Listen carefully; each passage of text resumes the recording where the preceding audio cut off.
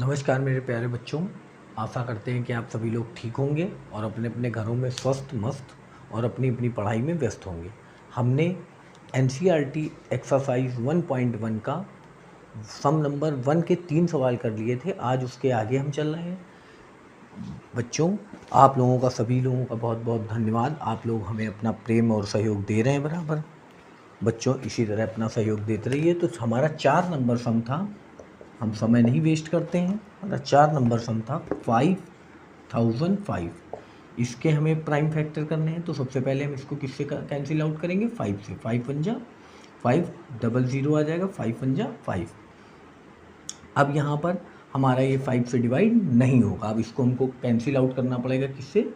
7 से। देखिए 7 1 जा 7, 3 बचा 30 हो गया। 7 4 जा 28, 2 बचा 21 हो गया। 7 3 जा 21, ठीक है। अब ये हमारा 11 से डिवाइड होगा। 11 1 जा 11, 3 बचा 11 3 जा 33। अब 13 से, ठीक है। 13 1 जा 13। अब इसके प्राइम फैक्टर ऑफ 5005 के क्या हो जाएंगे बच्चों? 5 × 7 × 11 × 13। बिल्कुल सिंपल होते हैं ये। और लास्ट हमारा फर्स्ट नंबर का है। देखिए बच्चों, यहाँ पर देख दें, लास्ट हमारा है 7429। 7429, ठीक है। तो सबसे पहले हम इसको डिवाइड कर सकते हैं।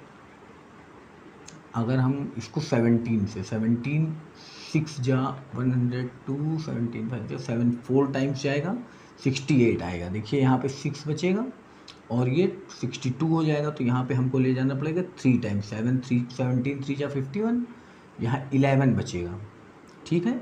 62 में 51 माइनस कर देंगे, तो जैसे डिवाइड करते हैं वैसे कर लीजिएगा। तो यहाँ पे हमारा 11 बचेगा। 17 7 जा 119, ठीक है। अब ये हमारा डिवाइड हो जाएगा 19 से। 19 2 जा 38, ठीक है। और 57 हो गया। 19 3 जा 57, ठीक है। अब 23 1 जा 23। तो हमारे फैक्टर ऑफ बच्चों 7 4 29 के क्या हो गए? 17 × 19 × 23। ये हमारा आंसर हो गया। इस तरह इसी से हमारे सम नंबर फर्स्ट के सभी प्राइम फैक्टराइजेशन हो गए। अब बच्चों, इसके आगे जो हमको सवाल दिए गए हैं, सम्स दिए गए हैं, इसके लिए ही हमने आपको बताया था कि आपको फॉर्मूले प्रूव करने पड़ेंगे, ठीक है। तो हम उसका थोड़ा सा आज आपको इंट्रोडक्शन दिए देते हैं, ताकि कल अब नेक्स्ट वीडियो में हम आपको 2 नंबर के सारे सम्स बताएंगे, ठीक है। उसके पहले देखिए, सबसे पहले एलसीएम मान लीजिए आपको कोई भी 2 नंबर दे दिए जाते हैं, 10 और 20। तो इसका एलसीएम आप अगर निकालना चाहें तो देखिए इस तरह निकाल सकते हैं। 2 5 जा 10, 2 10 जा 20, फिर 2 5 जा 10, 5 1 जा 5, 5 1 जा 5, 5 1 जा 5। एक तो एलसीएम फाइंड करने का मेथड आप बचपन से ये पढ़ते आ रहे हैं। 2 × 2 × 5 आपने डायरेक्ट मल्टीप्लाई कर दिया, क्या हो गया? 20, ठीक है।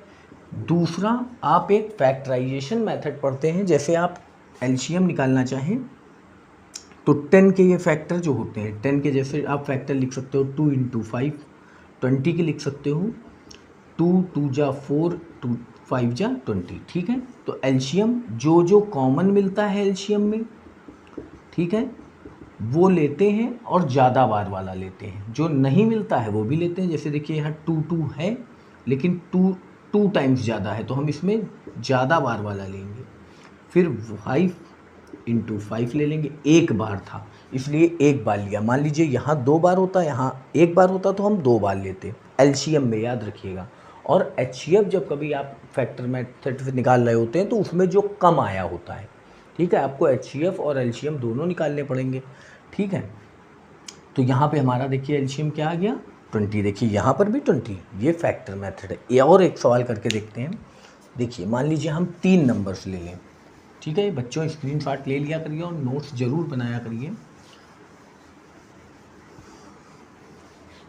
मान लीजिए हम 3 कोई नंबर ले लें। जैसे हमने आप ले लिए 5 या 15, 20, 25। मान लीजिए हमको इसको फैक्टर करना है और इससे एचसीएफ भी लेना है और एलसीएम भी लेना है। तो सबसे पहले फैक्टर कर लीजिए। 15 के फैक्टर क्या होंगे? 3 5 जा 15, प्राइम फैक्टर ही लिखने होते हैं। अगर आप एक साथ ना सोच पाए तो अलग, जैसे अभी प्राइम फैक्टर कर रहे थे वैसे कर लीजिए। ये बहुत माइनर सी चीज़ें हैं। 20 के 2 जा 4, 5 जा 20, छोटे से छोटा फैक्टर देखा जाता है, ठीक है।